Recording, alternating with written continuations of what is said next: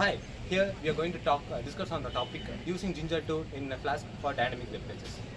I am Dharshan G S from Dharshan College of Arts and Science. Introduction to FLASK and JINJA 2. FLASK is a micro web framework for Python.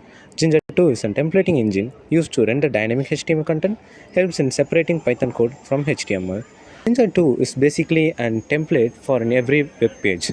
For example, we can take an HTML page so that we can use JINJA 2 for the user.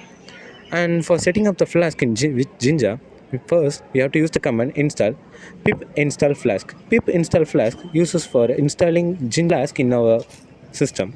And by creating a Flask app.py, we create a Python file so that we can use the templates in those files. In this example, I'm here to show you how the Flask app with JINJA will be integrated. Python from Flask import Flask render template. That line is used to render the template from the JINJA to the Flask. App is the name of the Flask that we use, and we define a home function to render the JINJA, that is index.html, with the ID name user. And app.run debug equal to true. That shows that if we have to run the program. After this, we have to run the Flask app, and by clicking the command python app.py, we can run the file, and then a link will be shown down below: http 127.0.0.1 that will be shown here down.